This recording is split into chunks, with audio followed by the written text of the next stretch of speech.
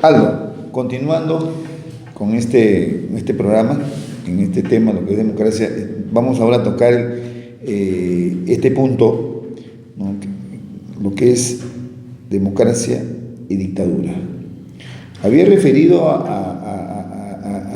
la libertad de elegir de Amartya Sen. No, a la libertad de elegir de Milton Friedman. Milton Friedman, en épocas en que él generó una escuela económica en todo el mundo, pero esas escuelas económicas se implantaron, ¿no? Su práctica, su modelo económico, que le llaman, pues ya fue el neoliberalismo, propiamente dicho, en medio de dictaduras, ¿no? Entonces, no fue una democracia que se basa en la libertad, en la cual pues se tenía que desarrollar este modelo económico liberal. Se tuvo que aplicar de manera lo más dolorosa en Chile, en Argentina, y trajo un gran costo de vidas humanas, ¿no? Reprimidos, encarcelados, desaparecidos, asesinados. Así se implantó este modelo económico que se basaba en la libertad. La respuesta final era de que la gente no tuvo oportunidad de elegir, ¿no? Entonces, eso se da en democracia, y no se dio en democracia, se dio en dictadura. A ver, Aldo, dinos sobre esto. Bueno, en primer lugar habría que recordar que tú has citado, digamos, al hijo predilecto de los fundadores del neoliberalismo, que serían Ludwig von Mises y Friedrich Hayek, que es Milton Friedman, y la figura que está más asociada con la construcción de esta nueva etapa del capitalismo a la que se ha llamado el neoliberalismo. Y el neoliberalismo se resume en tres ideas centrales, y esto lo quisiera comentar porque me parece importante. En principio, todo eso que se llamó el consenso de Washington y que ahora aparentemente, según algunos, está ya en franco declive, se podía sintetizar en tres ideas básicas. Primero, la reducción del Estado, un Estado mínimo. La segunda, privatizaciones, y la tercera, desregulación. Es decir, todas están conectadas. Primero reduces al Estado vendiendo las empresas públicas a precio de remate, como sucedió en Grecia, como sucedió en Rusia, por ejemplo, o como sucedió aquí en el Perú en la década de Fujimori en los 90. Luego reduces al Estado, expulsas a las empresas más rentables eran vendidas a precios, por lo que me acuerdo, el argumento del dictador Fujimori era, ¿no?, de que no se puede vender, no se puede estar con una carga de empresas que son deficitarias. Pero en este caso, la línea aérea que teníamos, ¿no?, ¿cuál era? Aeroperú daba dividendos, generaba ingresos. El transporte siempre genera claro. ¿Y qué pasó? La vendieron a precio, como dice. Las hicieron quebrar, ¿no? El modelo era ese. No, en el caso de Aeroperú simplemente se vendió. Así, claro, sí. No tuvo la oportunidad de que quisiera quebrar porque era tan rentable que no podía quebrar. La vendieron simplemente, ¿no? Sí, entonces por eso estas tres ideas básicas, ¿no? Reduces al Estado, expulsas a la calle a los empleados públicos, lo que hasta ahora ha generado ese 70% de informalidad que tenemos. Disculpa, sí. Acá no era porque era deficitaria, ¿no? Simplemente se argumentó de que el Estado no podía, ¿no?, financiar a empresas públicas con el dinero del Estado, del pueblo. Siempre se encontraban argumentos para eso. Miren el argumento, o sea, no eran rentables, decían, no era rentable. Oye, pero ¿cómo es posible que pudiese decirse de que no era rentable cuando Aeroperú era rentable? Sí, disculpa. Entonces, bueno, te decía, entonces estamos con el Estado mínimo, expulsamos además hay que recordar que en el Perú, básicamente la clase media creció y se extendió a la sombra del Estado. Entonces, de alguna manera, cuando Fujimori los expulsa, por eso la clase media se reduce, ¿no? Pero era el Estado mínimo, las privatizaciones y la desregulación. Es decir, el Estado o la política debía de intervenir lo menos posible o casi nada en ningún espacio de la sociedad, de la actividad económica. Y entonces tenemos empresas que dan servicios públicos, que es el caso de la luz o de la telefonía, en la que nosotros comenzamos a percibir con el paso del tiempo que hay más bien una afectación a los ciudadanos y que no hay ninguna intervención del Estado. El Estado no existe, ¿no? Entonces, ¿por qué esto es importante? Porque la democracia está relacionada con el desarrollo de la comunidad política. Si no hay comunidad política, no hay democracia, y efectivamente también el Estado o las instituciones políticas son débiles. Y el neoliberalismo en particular está reñido con la construcción de la comunidad política porque lo que no quiere es control.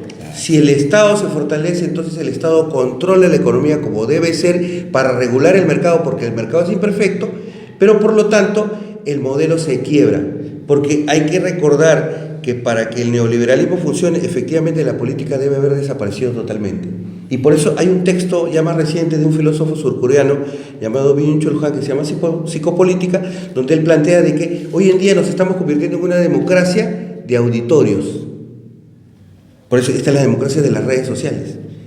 Finalmente sigue siendo parte del mismo esquema, porque en este escenario los que tienen más poder económico son los que tienen más posibilidades de controlar. De eso se trata, del control social, del control de la sociedad, para seguir generando ganancias en un sistema claramente desigual, con accesos desiguales para la población. Tú recordabas, la gente siempre ha promovido del Estado, porque estas cosas además son elementos que se promueven desde escenarios internacionales, esta idea de la igualdad de oportunidades. Pero por ahí leía yo en el Clarín alguna vez a un politólogo argentino criticando el concepto, porque una cosa es que tú quieras igualdad de oportunidades, pero no todos empiezan, lo que decíamos, de la misma forma como la libertad de los ricos no es la misma de los pobres. Cuando tú hablas de igualdad de oportunidades tienes que ver a ver si todos están empezando lo mismo. Pues igualdad, esto es más o menos un ejemplo. Empezamos la misma carrera, es cierto, todos empezamos en la misma línea, pero unos tienen zapatillas, otros no tienen medias, otros tienen los pies llenos de heridas. Entonces no todos tienen la misma igualdad de posiciones. Antes de llegar a la igualdad de oportunidades tienes que nivelar a la población para que eso sea real, para que puedan competir con las mismas condiciones. Porque tú dices, hacemos la igualdad de oportunidades, pero al final no funciona, ¿no? Porque los que tienen más recursos o están más empoderados siempre van a vencer. Seguimos en esa lógica. Y ahora, el otro tema ya es el que ya propiamente relacionado con las dictaduras.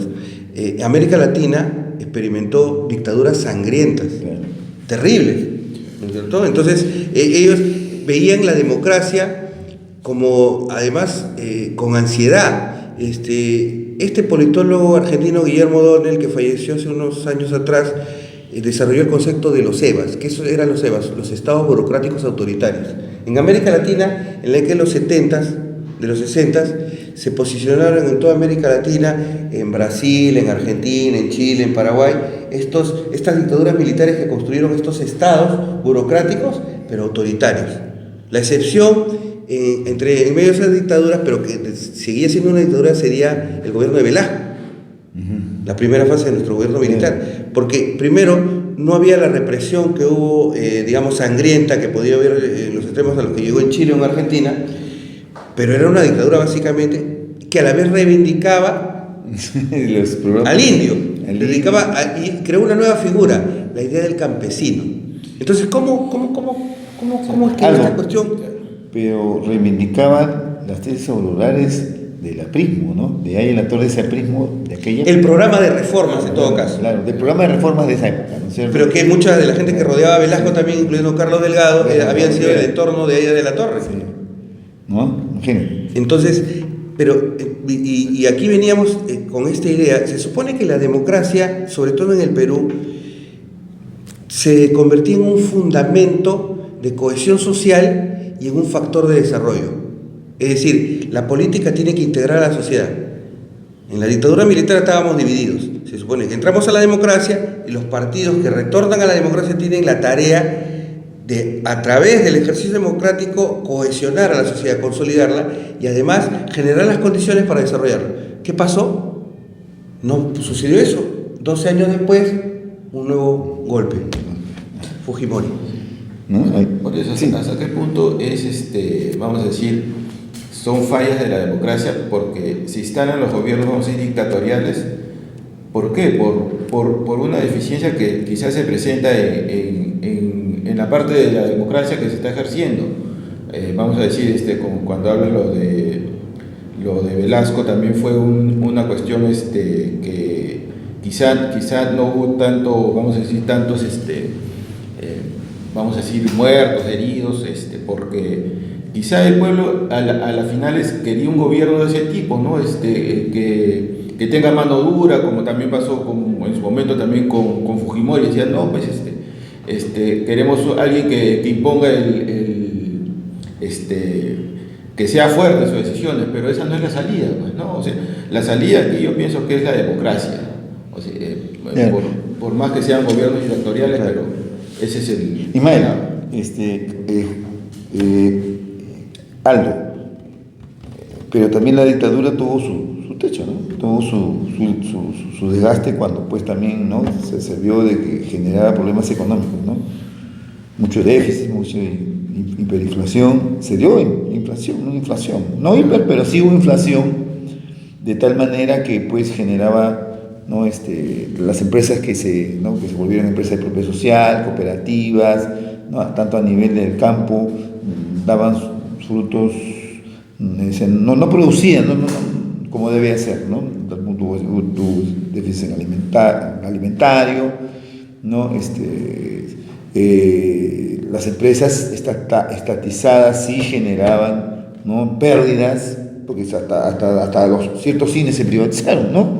Entonces, llegó un momento que la gente se hartó, ¿no?, hasta el punto de que ya has perjudicado también los salarios, y juntamente se dio un 5 de febrero en donde la policía, ¿no?, ya se vio que, ¿no?, los salarios en el sector público, ¿no?, no satisfacían necesidades, y tuvo pues su momento álgido crítico cuando los policías el 5 de febrero de 1975, ¿no?, hacen una huelga, ¿no?, y genera todo un clima de, no solamente conflicto, porque el ejército reprimió a los policías, sino también hubo vandalismo, justamente la inverso de Chile, ¿no? Que hoy día vive, ¿no? El modelo neoliberal genera situaciones de insatisfacción porque está colapsando, y eso lo vamos a tratar en otro programa, ¿no? Y en esa época el modelo estatista de Velasco, ¿no?, que había prácticamente renunciado a lo que era la propuesta programática del APRA. El APRA planteaba esas reformas en democracia, el aprimo de la Torre, no de García, definitivamente, ¿no?, que es otra cosa, el liberalismo, ¿no? Pero ya se tuvo esa crisis, y obviamente se viene abajo la dictadura de Velasco, y se tuvo que dar un golpe, o sea, entre ellos, ¿no?, entre Bermúdez le da un autogolpe, de ahí comienza la segunda fase, que era pues el de corregirlo, lo que había ocurrido en la dictadura, la primera fase, ¿no? En el gobierno de la primera fase le llamaban ellos, ¿no? Sí, pero yo quería recordar un poco que los estados de América Latina, antes de las dictaduras militares de la década del 60 y del 70, básicamente en la denominación politológica eran estados oligárquicos. ¿Qué eran los estados oligárquicos? Eran estados donde gobernaba una minoría blanca y que imponía al Estado en base a la violencia.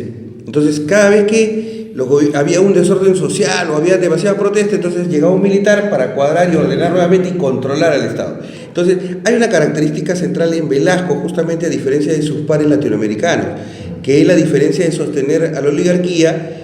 Tiene un programa de reformas y además un lema que acuña, ¿no? Campesino, el patrón ya no comerá más de tu pobreza. Eso le da ciertos visos, digamos, por estirando la frase, democráticos desde el punto de vista social o cultural, pero desde el punto de vista político era una dictadura, definitivamente. Claro. Entonces, a lo que yo me refiero es... Permíteme, quería agregar, a eso también se sumaron pues los comunistas, ¿no? O sea, vamos a dejar, ¿no? Cierto, pero lo que yo quería era... en principio, antes teníamos muy claro las distinciones entre democracia y dictadura. Es decir, las dictaduras básicamente eran o bien impulsadas por los mismos militares o por civiles apoyados por militares. El último escenario debe haber sido abril del 92 con Fujimori, con un gobierno cívico-militar, ¿no es cierto? Pero ahora comienzan a aparecer gobiernos autoritarios, autocráticos, gobiernos que se eligen y que van eliminando esta idea de la división de poderes, como en el caso de Bolivia, como pudo haber sido Ecuador, como puede ser Venezuela.